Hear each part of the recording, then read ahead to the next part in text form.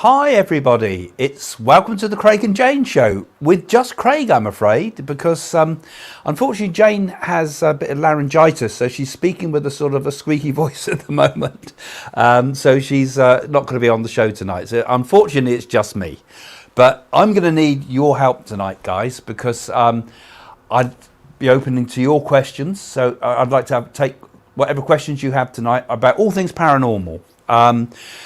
All things spiritual, basically, and we'll have a little. We've got a little interlude coming up as well later on, where I've done another one of these ghost hunts. We'll pop that in part way through. But your questions are going to be very important tonight for me. So have a think, and I'll have a chat beforehand about the subject I'm going to start off on.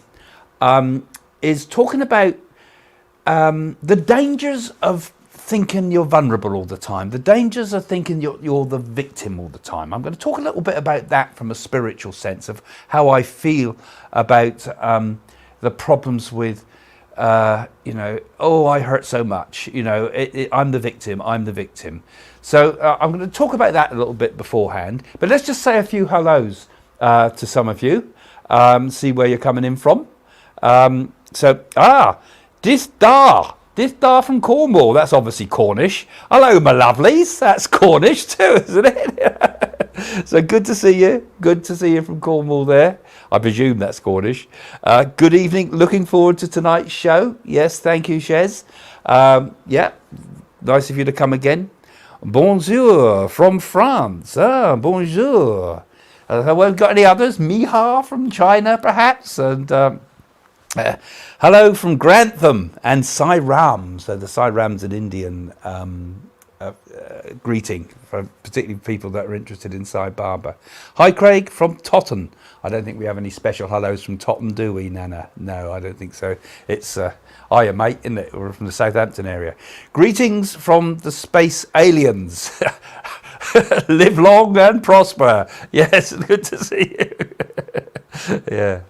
Okay, guys. Well, nice to see you again, and welcome to the show. And like I say, have a think about some questions, because sometimes if you write the word question beforehand or your cue, it's easy to spot those amongst those that are just comments and which are just questions as we start the show. So, yeah, I was having a chat on the way up actually about what some of the ills of society, isn't it? And I think one of the one of the problems I think we've got today is we seem to have a world where everybody's the victim. Everybody, when you think about it, you meet so many people nowadays who are talking about how much they hurt, how much the world is against them. We've talked a lot on here about Meghan and Harry, haven't we? And often you look at them and I think, oh God, the king and queen of whingers. And there seems to be an awful lot of whinging in society nowadays. I don't know what you feel about this. Give us your comments. But don't we think this is a bit dangerous? It's a bit dangerous because it kind of makes us a bit weak, and I think it started off with one or two movements that had good intentions, like being politically correct, for example, and that's kind of gone on a crazy sort of extremes with it nowadays, I think. And also the whole idea of woke. We started off as an inclusive idea, but it's now got to the point where we see so much this idea of everything's got to be sensitive and inclusive that you can't watch anything on television or anything without it all kind of being politically manoeuvred to fit into these agendas. And behind it, there's an awful lot of this thought that I'm the victim of a world that's cruel, Even the adverts on the television I saw the other day to join the British Army, and it's got army people rescuing a baby, which is nice. Yes, that's very sensitive, and it's appealing to this same sort of mentality. But isn't it also a bit, aren't soldiers supposed to go out and kill people, basically? End of story. I mean, there might be adventure to it and everything like that, but ultimately they're to enforce peace if it can't be won by diplomacy. And the same thing, I think, with the police force, which is now called the police service. It's all about everything's got to be, we mustn't offend anybody. We mustn't upset anybody. We mustn't cause anybody to be a victim. And when you do the spiritual work, and when I talk about the spiritual work, I mean the work you do yourself, on yourself spiritually. I mean, I've always felt that what it's taught me really is a greater degree of personal responsibility and acceptance.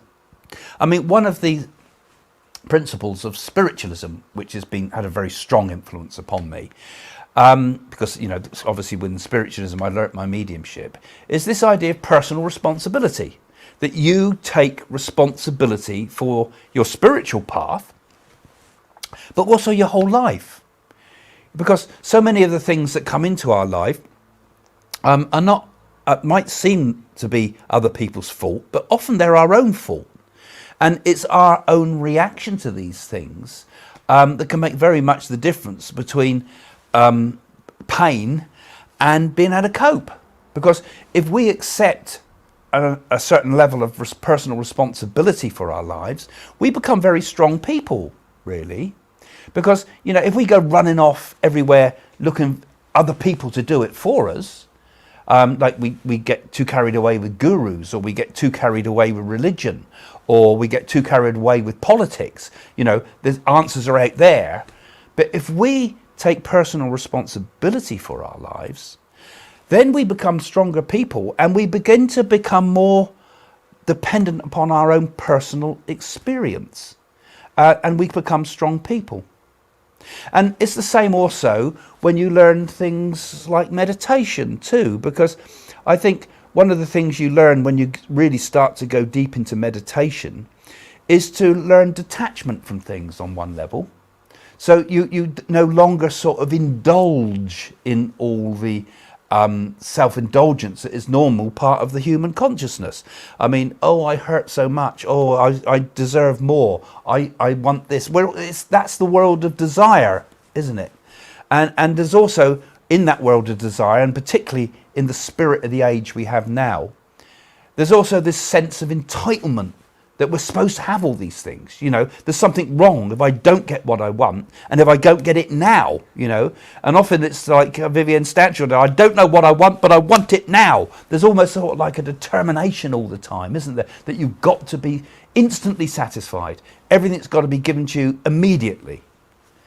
And yet in meditation, we have to take the opposite attitude. We have to take the attitude of sit back and detach ourselves from our thoughts. Detach ourselves from our feelings, not become unfeeling. It doesn't mean to become unfeeling, but it means to be able to recognize what is going through our consciousness, and to see that there's things going through the stream of our consciousness, and we are the observer of those things. And I think we can learn from the depths of meditation that there is a lot to be gained by not being the victim all the time, by seeing that this is all just a passing shadow. It's all just things moving across our consciousness, and I think when we start to do that, we start to learn detachment, which I think is important.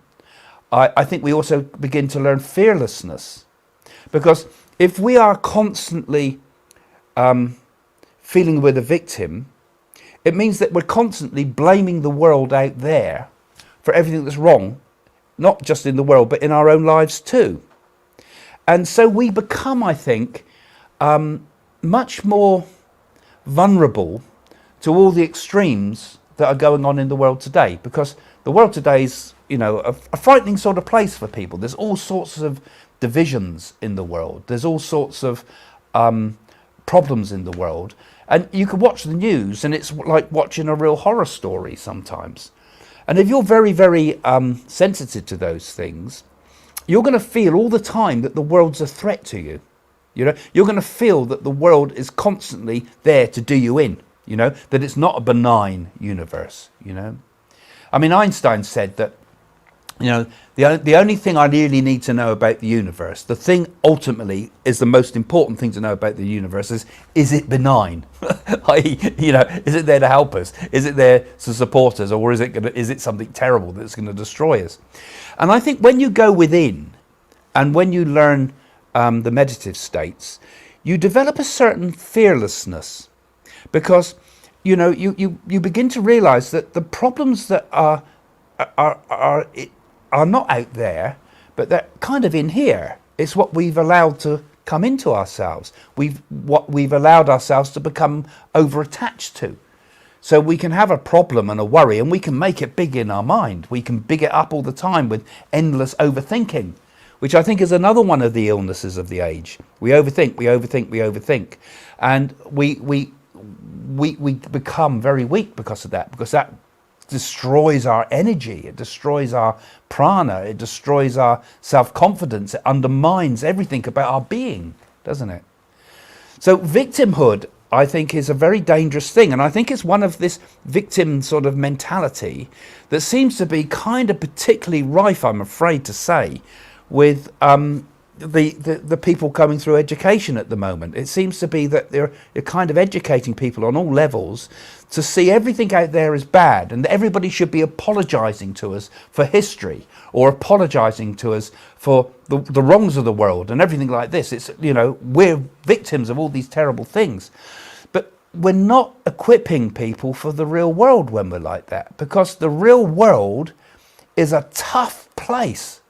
The real world, you know, when you get your tax bill in, you know, or when you get an illness, or when you get relationship breakups, or whatever thing besets you in life, the real world's a tough place. And it's no good going into it with this victim mentality, because you'll always will be the victim. And boy, if you think you're suffering now, you will suffer more when you face the real world. So one of the things I think that meditation has taught me is perhaps this word I would need to say is acceptance. That you have to accept the world is not going to be what you want it to be. The world is not going to be all love and light. The world is going to be dark sometimes. Your life sometimes is going to be dark. There's going to be hardship and adversity that comes into one's life. And actually, when you accept those things, you actually begin to realize that actually the things that really made me in life, and I think have made many of spiritual people, have been when you've really been through it, when you've really had your back against the wall, and when real adversity has come into your life and really made you suffer hard. When that comes sometimes, that's when you start to become a stronger person. That's when you begin to start to value the spirit, and it makes you look and not just think I'm entitled to this and I should be happy and I should be comfortable and I should have everything I want mentality. So this is, I think, where we become weak. But if we can learn to have acceptance, to live fearlessly, to accept that the world is as it is and that we can't change everything, we can change some things, and we should act and try to change when we see suffering out there. But some of the things we can't change in the world, and we just have to accept it. And some of the things we can't really always change in ourselves quickly. We have to accept that sometimes we've got problems in ourselves that we have to work on over a whole lifetime. It's no quick fixes to everything. There's no quick fixes to spirituality either. It requires work. It requires effort. It requires that fearlessness that I spoke about. It requires us not to be the victims. It requires us to take responsibility for our lives. And when we look at the bigger purpose of life too, we see that this idea of personal responsibility is right out there with the idea of karma. Perhaps everything that comes into the frame of my consciousness, everything that seems to make me suffer, everything that makes me happy, everything that makes me sad, is all come because of previous karma that I've laid, the seeds of karma that I've already laid that unfold and flower in my life. So in fact, I'm the persecutor of myself, because I am the person that created all this. And it's the same with you too. Each of us creates the reality around us in one form or another. So this whole thing that society seems to be slipping down at the moment with this victimhood mentality is extremely dangerous on an individual level. It's extremely dangerous on a spiritual level. And it's extremely dangerous on a society level. Because when you start blaming the world out there, we start blaming one another, and we start taking sides, and we start getting the divisions that we see in society. We get the divisions we see in race, we get the division we see in religion, we get the divisions we see in politics, and all the other millions of things where there is division. And I think a lot of it is down to that idea that we're not taking personal responsibility for our lives. If we take personal responsibility for our life and we trust our own experience over everything else, not some daft fact that's been thrown up on Facebook that's half-baked sort of things that people take as truth. We take our own experience, we do our own research into things, we look deeper and dig a bit deeper to find the truth. We read books, not just get things off Wikipedia. We go into depth, we learn, and we discover that we can actually be pretty happy in this world, actually, if we become self-dependent, if we are prepared to stand in this world and be a pillar in the world rather than become an endless pit of weakness and bleating and moaning.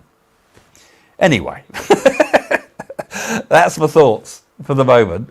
And I don't know if you've got any ideas about this, guys, any questions, any comments on it, what I've just said, or anything else that you would like to raise questions about. But that was just my thoughts, my little rant before we start off.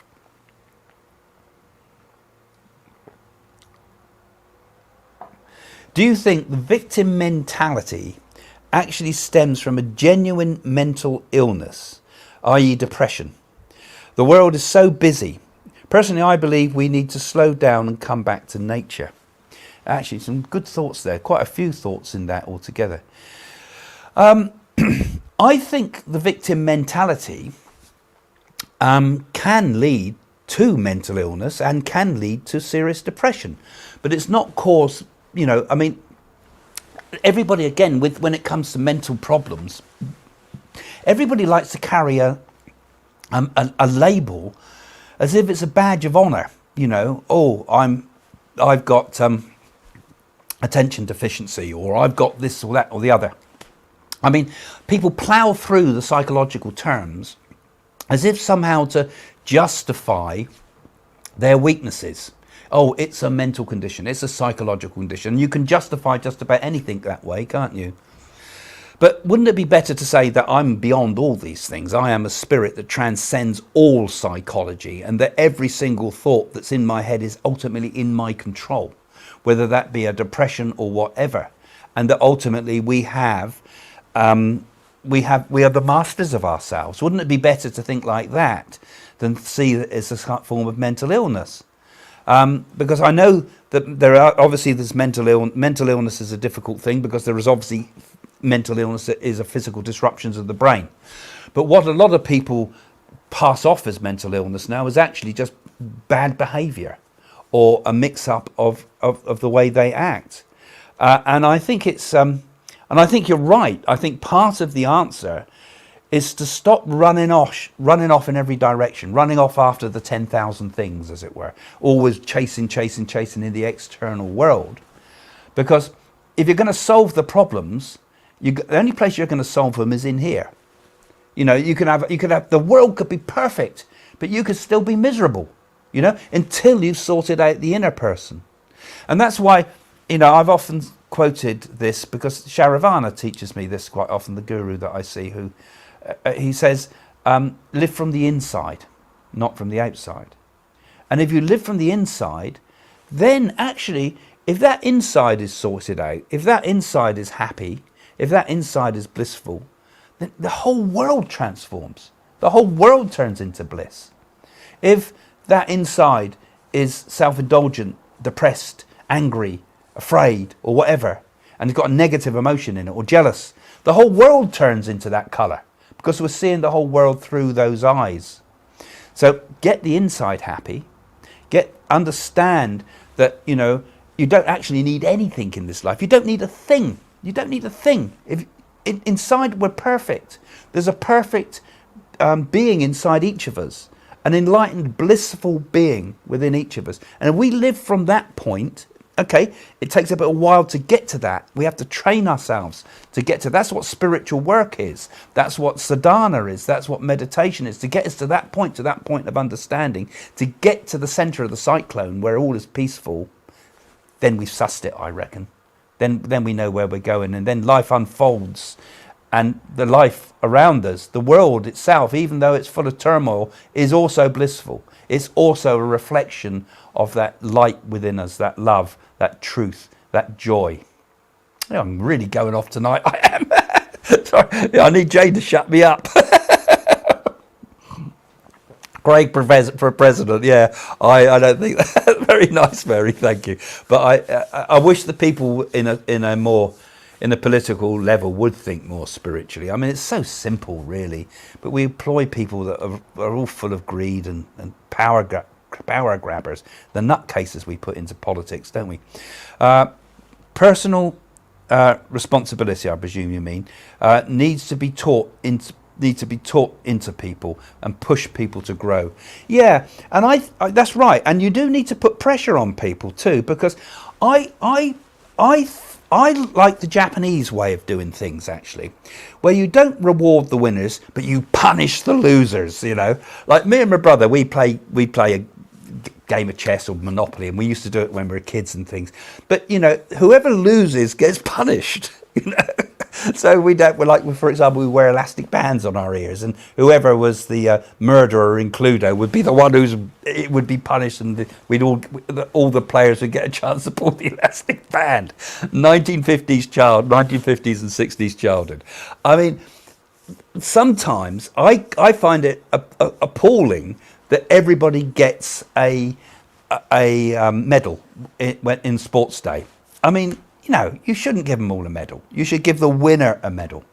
We've got to encourage heroes, not losers. And that's at the moment we're encouraging losers all the time. You know, you've lost. Here, have a medal.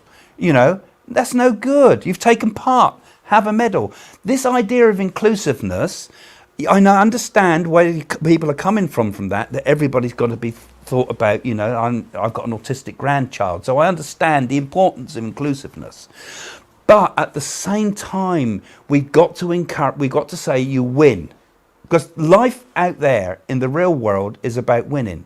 It's about winning. It has to be, unfortunately. And it's not the way we would like the world to be. We'd like it to be nice so that everybody gets a fair share, and we will all struggle to work towards that. That's what we try with spirituality, more sharing and caring, etc. But the real world is still a rat race. And you have to have a winner spirit. We have to have heroes. And heroes need to be strong figures in our life, hopefully with a spiritual element to them. But look at the heroes we're putting up. Many people are putting up heroes who I think are weak individuals. You know, we've got, in my opinion, we've got a very weak society, and I think spiritually it's so damaging. You know, this is the spirit of our age. You know, is one of self-indulgence and weakness and kind of this instant gratification society. That's not spiritual, and that's not happiness either. It's terrible.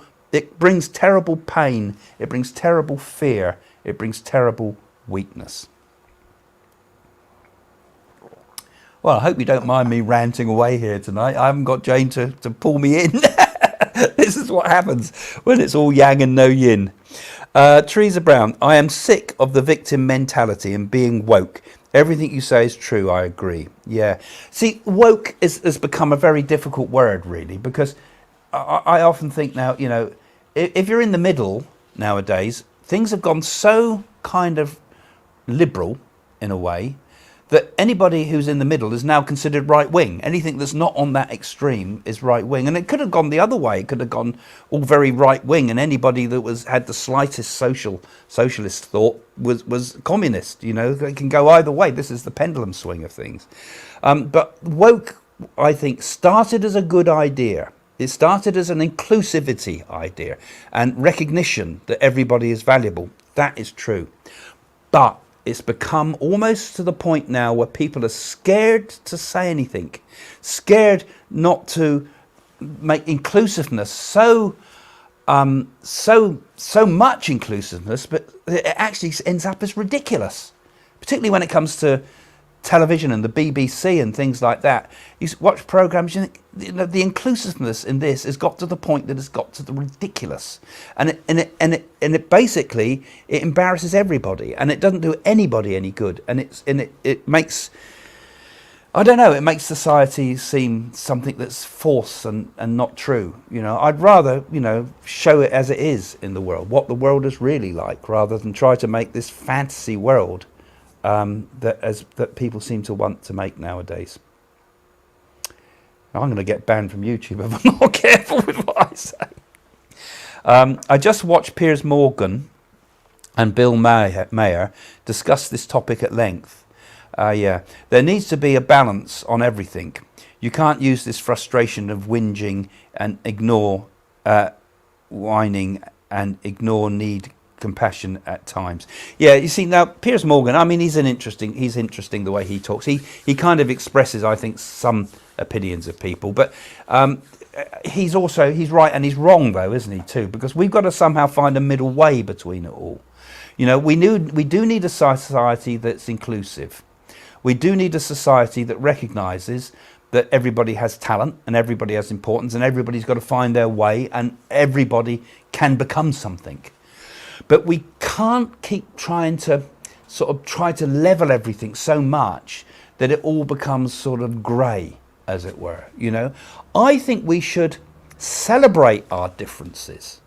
I think it's important to celebrate that we are culturally different to one another. I think that's important. I think it's important to celebrate that people are individuals and can be different. But at the same time, I don't think we should sort of say that everybody's got to conform into this kind of politically correct, middle of the way, weak, insipid mentality, if you see what I mean. I think we need to also bring out our heroes. We've got to recognise also that amongst all these people, everybody's got a place, but every now and again there's going to be some people that are very good at doing things. There's going to be one or two geniuses, and we want those geniuses to be up there. You know, we don't want the geniuses to have to be on the same level of all the ones that aren't geniuses. We want to bring out the best in people. So we have to recognise that some people can be very, very highly advanced in many ways. They can be great artists, or they can be great mathematicians, or they can be great spiritually, perhaps even. But then others are not going to be quite as good. And we've got to help them to come on as well. But we can't say it's all the same, you know. And Piers Morgan, he kind of he pulls people out a lot, and I like to watch him too. And I think sometimes he goes a little bit too far with things. But you know, I think he does point out that, you know, I don't like this idea that people like Piers Morgan or Jeremy Clarkson, for example, is another good example, who get cancelled because they've spoken out about something that most of the public think is pretty much self-evident. And this is the danger. This is when we get a 1984 or Brave New World sort of society where all free thought is being suppressed. And what is happening to our comedy in this world? Because one of the greatest tools that we have can be humour. I mean, the best way to pull down somebody like Putin or Hitler or whoever is a negative sort of person is to make jokes about them. I mean, that's what they did when in war times and things like that. You joke about these pompous individuals and egotistical people. But we also have to joke about everything. I think nothing should be outside of the realms of jokes. Even the most awful things should be allowed within humour. Because that's one of the things that humour helps us do, isn't it? It helps us to deal with those problems we don't want to think about. It helps us to deal with the taboo. It brings the taboo into the light of day. We laugh about it for a while and it makes us think a bit. It doesn't mean we're nasty people because we've joked about things that are a little bit dark. But it is part of a kind of a therapy for people to be able to joke. And it brings to society ideas and opinions that are sometimes make you think, and it makes you think about, why did I laugh at that? And so I think it's very, very important that we strip away this idea that people can be cancelled. Every opinion is important. There's lots of people out there that I would really disagree with, like the James Randys of this world, for example, and all the skeptics of this world. They're all wrong, but they're right to have their opinion. And if they didn't have their opinion, we could all be carried away with the fairies and all sorts of wrong thinking. So we do need both sides always, and we do need debate. We do need argument. And I think that, at school particularly, they should be bringing in much more real hard debate about things. Not everybody going along thinking that everything's right and I'm entitled, but really debate hard and put into the schools people who might have extremist views sometimes and get balanced views, both sides of the arguments. We need to think, and if our kids don't think, we've had it. Okay. Teachers should teach how to think, not what to think. Yeah, that's how to think is very important. In fact, I think teachers should... My dad was a teacher, and he always said to me, when he was a teacher originally, before he became he made cocktails and had a restaurant, and then he called himself an anaesthetist. He had a good sense of humour.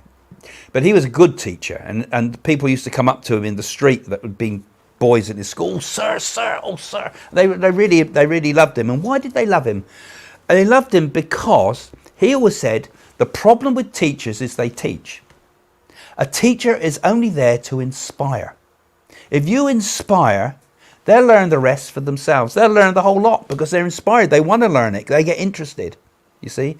And I think this is again a thing that has gone wrong in the world, in my opinion, that teachers should teach you to think, really, like you say. And this is where inspiration comes in, to get you thinking about the world. If you're inspired about the world, you start thinking about it naturally, So that inspiration is what it's all about. But now they're going in and they're telling you, you've got to be this or you've got to be that. You've got to be... And a lot of the teachers that go in there, most teachers, as far as I've met, read The Guardian. That's the only reason The Guardian exists, for teachers. And if you look at the opinions in there, they're right over there in the liberal end of things, to the point that it's far too far, in my opinion, of good thinking. Sorry, Guardian readers, but I don't know what the rest of you think. But and those opinions of that minority of people are being instilled into the children, and those forces have infiltrated a lot of things in society. They've infiltrated the BBC, which has become, to me, unwatchable. They've infiltrated the education system, which to me has become ignorant. It's just not working because people are not thinking. We should look to the university students as to be the rebels of the world, to be tearing down the walls. No, but they're all conformists. They all want to grow beards and make coffees, and whether we have a latte or we have a this coffee or that coffee. I mean, it's the whole world seems to be sort of in this blinkered world of a sort of a cheerless materialism. Anyway. You need to put a letter on there and I fire off. Simple little question. I get carried away. Sorry, guys. I think I say too much sometimes. I go too far. Question. What is the spiritual purpose of pain? Is it to help us to learn and grow in some way? I've often wondered about this. Well, pain is essential in life, because without pain, I might put my hand in the fire as a child. That's what we learn. We learn first things like that, don't we? Pain. We learn that pain is something to avoid. And when we live on an instinctive level in our life, then pain is very, very important to us, because it protects us, really. Pain is there to protect us. And pleasure is the carrot to push us forward. So we've got pain and pleasure they're functional things. They're part of the nature of the world. And yet I spoke also there, didn't I, about the idea that that we should see things as they are. We can transcend pleasure and pain. So pain is there, but the suffering that's caused by pain is optional in many respects. You know, the pain is there. That's the way the world is. The world is full of pain. The world is full of suffering. The world is full of joy. The world is full of pleasure. But those things are the opposites, but we can observe it. It's quite a good technique in meditation, again, to observe pain. If you are in a state of pain of some sort, for example, I remember meditating with toothache, and instead of thinking, oh God, this tooth's terrible, it's upsetting me, oh God, God, God, instead of whinging and being the victim, I meditated, in fact I was taught to do this, taught to meditate upon the pain. This is what in you would call tapas. This is where, like, sometimes yogis and things will put themselves in an extreme state of pain and try to transcend it. They'll hold their hand above their head for years on end until the hand fossilizes. Now that's gone a bit extreme. But the idea of tapas is that we look at the pain, we observe the pain, and just see the pain as just sensation. So we move our mind to the pain, we move our mind away from the pain. We move our mind to the pain, we move through the pain. We look at the pain, we observe the pain, and we realize actually that pain is something separate. I'm the observer watching that pain. And actually, surprisingly, you can get into a state where even though there's pain there, you can step away from it. Now, when a person has endless pain, like I mean, it's easy for me to say that with a toothache in meditation, but also some people live in a state of perpetual pain in some illnesses and so forth. So what I'm saying, in many respects, is easier said than done.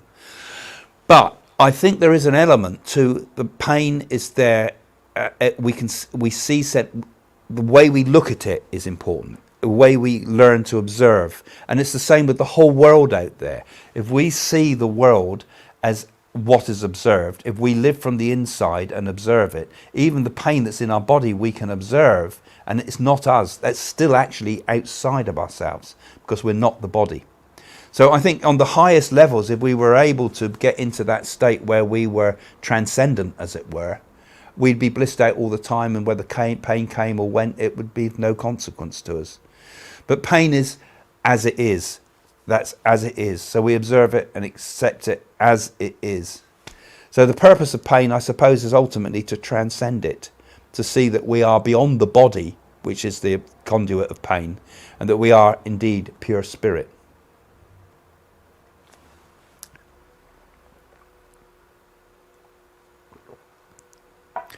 So Louise is saying, Lottie here is saying, oh, I haven't got my glasses on. Question: do you think these problems started with safety being almost a modern religion? Love and peace, everyone. Yeah, that's true as well, isn't it? I mean, I think there's an awful lot to be said for that. The way, you know, I mean, there's some great photos out there you sometimes see flash up on Facebook and things of kids from the 1950s doing the most terrifying of tree climbing or climbing up walls and things like that, and rolling in the mud and the rest of it. And I think we have become towards our children a little bit too sterile, really, haven't we, in a way? We've protected them and wrapped them up so much that they don't actually get a chance to take a chance in life, you know. Oh, don't climb that tree, it's dangerous, you know. Don't do that, it's dangerous. Don't do that, it's dangerous. And we sanitize them so much that we end up with such clean environments, for example, that things like asthma and things and allergies and things like that, they reckon that could be caused by just kids not being exposed to enough dirt, you know. Like playing in the garden as a kid. You're eating dirt, you know. Let's get little Johnny to eat the worms, you know. You do that sort of thing, and actually it probably did him more good because it probably boosted his immune system tremendously, you know. And so a lot of the problems of being oversafe, I think, from childhood on, and also we do live in a very clean, sanitized world in the West. I mean, and that's why when we go somewhere like, if I go somewhere like India, I'll get very sick very quick if I'm not careful, and have to be very cautious. But a lot of the people there have got so used to having more contact with the earth, as it were, that they've probably got a higher immune system and aren't constantly ill. You know, that's no excuse that people in the third world and things particularly should have to suffer those things. But we have over cleaned things up. And we've become, and I do agree with you, Lossie, I think we've become so safe that it in many respects encourages weakness again. It encourages weakness in people.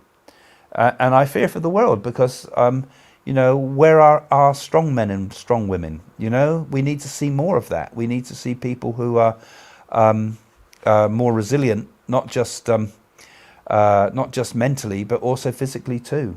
We've become very weak.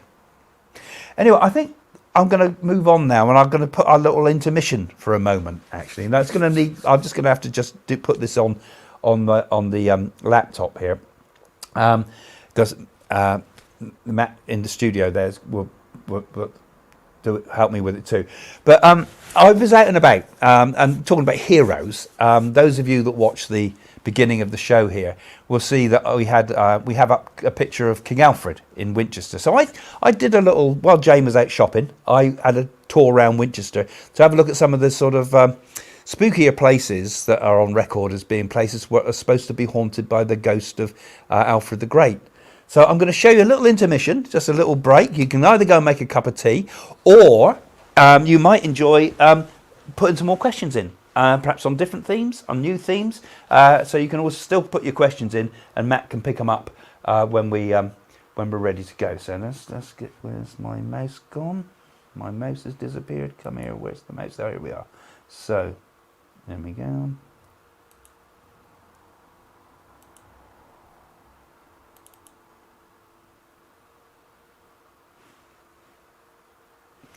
Walking down Hyde Street.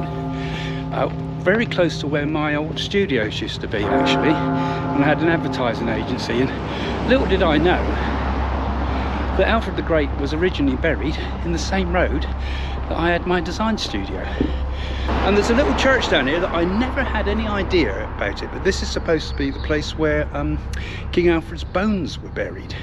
They were taken from the cathedral and buried here for a while. Not in this church itself. This was built on the old site.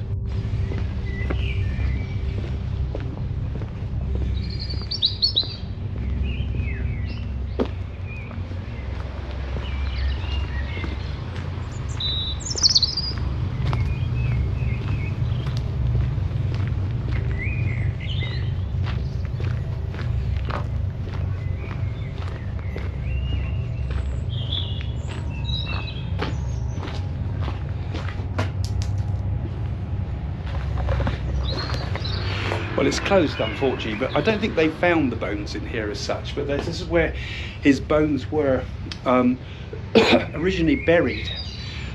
This was a huge, great complex here of a church in the past, but now it's just a little Norman church.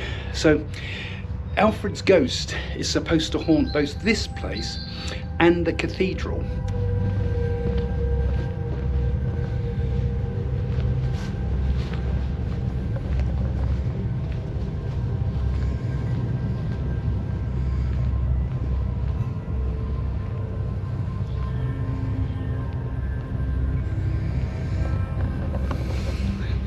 Well, remarkably, I had no idea this little church existed. I've worked for years just down the road from it. We never came down this end of the road, Hyde Close, but this is where I was based, and this is Hyde Road, I think it's called. But yeah, remarkable to think that Alfred's bones were supposed to be buried somewhere along this site originally. I think they did some excavations here some while back. But could it be that his spirit still haunts this area? Who knows? It's certainly a intriguing thought. Well, most people, when they think of Alfred the Great, think of the burnt cakes, don't they? Because when he was fleeing from the Danes, he is supposed to have taken refuge in some peasant's house or something, and he was told to look after the cakes, and they burnt, you know. So that's where most school kids would have learned about Alfred the Great. But of course, he was around in the 9th century. He was great because he was one of the first kings to establish kingship over the Anglo-Saxons and the Saxons before that, and went to great lengths to drive out the Vikings who terrorized Britannia for such a long time. I think the excavations were done around about 2013, as far as I'm aware. About the same time they discovered King Richard's bones under a parking lot, as the Americans say. But here, I don't know quite what the end result was, whether they found them or not, but what I'm interested in is not just the history of this place, but the possibility that this could be a place where the spirit of King Alfred still haunts. So it's quite a fascinating place. There's also some old gardens, I believe, that are connected with this place too, which I'm going to have a look and see if I can get into them as well, because I've got a feeling there's some other parts from what was part of the old complex here. Now that could be over there.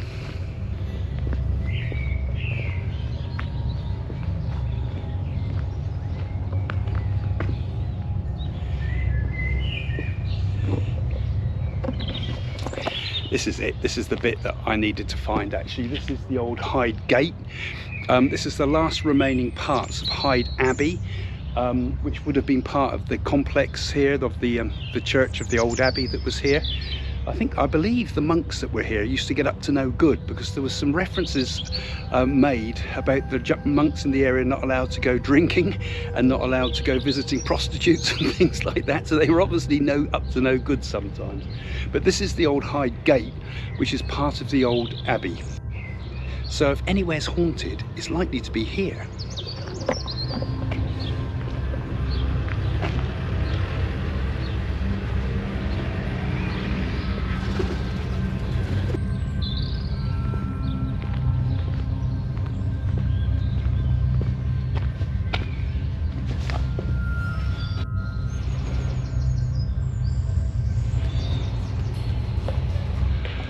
A bit of an odd light up there. The pigeons seem to be a bit erratic here too. I couldn't call that ghosts, but they seem to be a bit disturbed by the fact that I'm here. So this place, it was once the home of one of the great abbeys of medieval Winchester. It had links with the kings of Wessex generally, but Alfred the Great especially. He lived from 871 to 899, if I remember right. He planned a new church for this spot, but he died before the work was finished. So I believe he was buried here originally, and then his bones were shifted. And the other church we looked at across the road was built probably on the possible site where it's most likely that he would have been buried. But as far as I know, I don't think we found his bones yet. Just coming up now to the Buttercross, actually, which is where the last female woman, coming up to the Buttercross, where the last woman apparently was hung.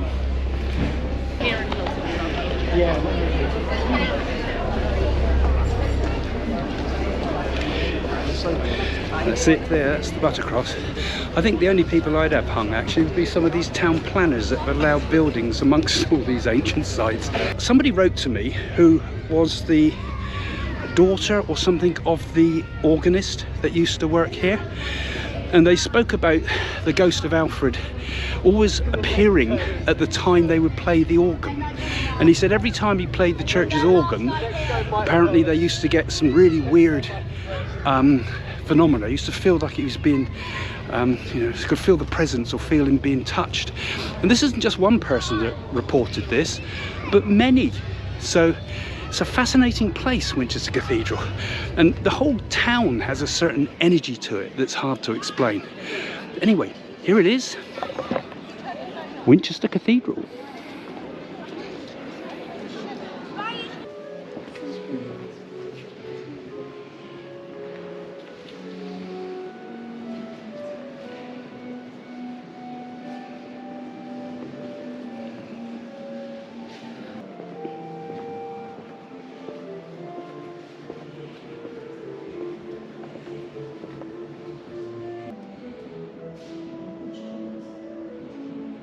It makes me wonder what that organist is sensing as he rehearses here, you know. Has he felt the spirit of Alfred close to him, like that little story I told you on the way in? Like I said, the person said that every time the organist played, he would always feel the presence of Alfred. And like I say, he's not the only one. It's supposed to be when the organ plays that Alfred's spirit comes close. Well, there we go. This isn't the actual resting place of Alfred, never has been. I think his bones may have been put here for a while, I read somewhere. But they never did find the bones in the end. They don't know what happened to him. He's another one of those kings, a bit like Richard III, who was only recently discovered. His bones were recently discovered in a parking lot. But in this particular church, in this particular cathedral, it would not have been the resting place of Alfred. But like they say, the organist and others have often said that the spirit of Alfred visits this place. Now, is that just folklore and superstition? I would have thought if Alfred's spirit is anywhere, it would have been at the original church that we saw, the one where that had now been disassembled in the times of the Reformation and rebuilt as a Norman church. But this was here. This church, this cathedral, was built back, like I say, 200 years after Alfred's reign. But he was certainly a archetypal king of England. That's why they call him the Great. He was the first great Saxon and Anglo-Saxon king who really helped build the unity of Britain. Right, let's go and see if we can find Jane and Danielle, see if they finished their shopping.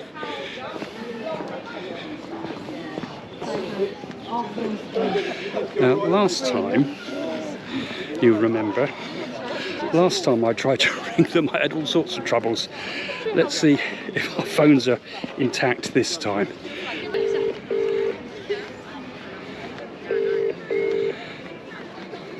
Hello? Oh, hi Jane, I've just finished doing the ghost tour thing of Winchester Cathedral and things. No funny sound this time though. Where are you now then? We're in TK Maxx. Ah, that sounds very spiritual. Okay. No. TK Maxx. Eh? Damien wanted something. Oh yes, you wouldn't want to go to TK Maxx. I haven't bought anything. All right. I'm trying to think where TK Maxx is here in Winchester. Meet us at Sainsbury's. We'll Oh, walk up to Sainsbury's. all right, I'll see you at Sainsbury's. Okay, see you there. Bless you, my child. Bye for now.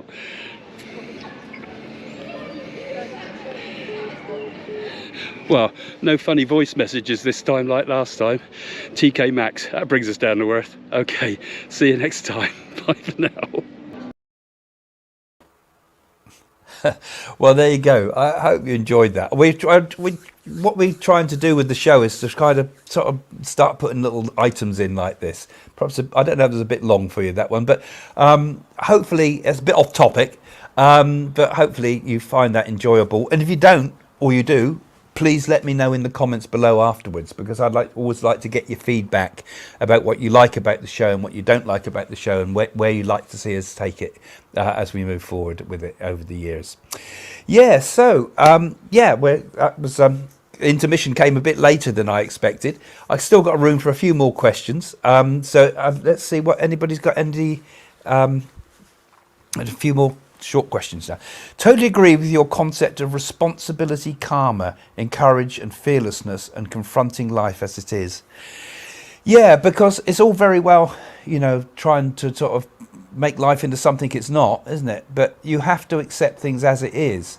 You have to work with that. This is where I think sometimes also beliefs can kind of get in the way of your life as well, because just because you believe something is true doesn't mean it is true.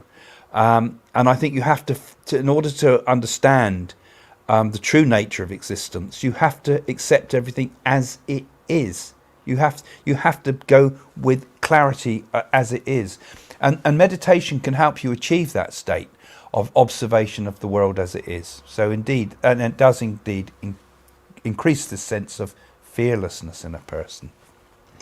And those of you coming on, again, if you've not tuned to the channel before, I need to tell you, don't forget to become a patron, because all of this that's happening here, all of the equipment that we use, all of the studio we've got here is all being supported by people who are being patrons. Jane and I don't take a penny from the patron stuff. It just all goes to support the equipment and the place and help us to gradually get this towards becoming a spiritual centre. And there's been many patrons, some of names coming up on the screen now, who have been really helpful to us to help us develop this show and to make it all possible. So thank you very much to all of you who've been supporting us as patrons. And if you're a patron too, you'll notice that I'm doing a new circle with Craig coming up next week, and we can do a little bit of spiritual work there together on the patron channel.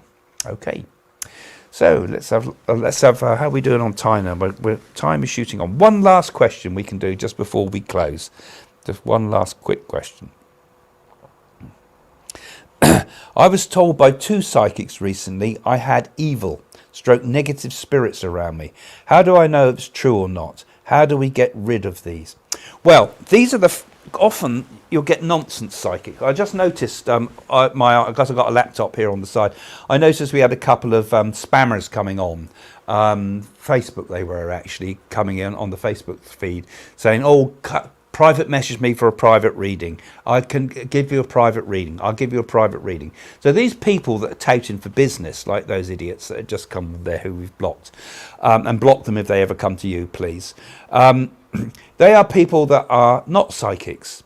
And often you've got to be so careful about who you call a psychic, because it seems to be nowadays that every Tom, Dick and Harry is a psychic or a medium. When Jane and I started, there were a handful out there, just the people in spiritualism were mediums mainly. And now it's become rife and everybody thinks they're a psychic. So your first question I would say to you, Ben, is, are these guys really psychics? It would tell you something like that. I mean, I've never told anybody that they've got an evil spirit attached to them. And I think that's probably sort of just poor mediumship or poor psychic work. And so you've got to question, and this is why I say you've got to have a lot of personal responsibility with things, and I think trust your experience and don't believe everything everybody tells you, because a lot of people out there can be quite can push you in the wrong direction and fill you with all sorts of fears and worries. I mean, when I was first starting off, I met a few psychics that told me all sorts of baloney. At the time, I didn't realise it because I was just learning. And afterwards, when I look back, I think, God, what terrible things to say to people. And often, sometimes there's some real charlatans out there. There's some real shysters out there, actually, as well. And you've got to find the right guys. And I think you've probably encountered someone that is probably telling you something that's a load of baloney, frankly, Ben. And negative spirits around you, no. A good psychic will know, or a good medium will know that darkness cannot penetrate light. And if you're a good person, you're full of light, you're full of energy, it pushes those things away. So don't be fearless. Like I said at the beginning, we go through this life fearless. Anything negative only ever feeds on our fear. So to be fearless, we just have to be who we are. We have to accept the world as it is. We have to stop being the victim, as I said at the beginning. We have to open ourselves to that wonderful light that's in us that can deal with everything in the world, even the pain that we talked about earlier on. At the heart of our being, there is the true self. And that true self is consciousness, it's being, and it's bliss. And that's who we are. And negative things can't get to that place. Okay, well, I'm going to say thank you to you all for joining me today. Don't forget, become a patron, give us a like, share it, etc. See you soon. Bye for now.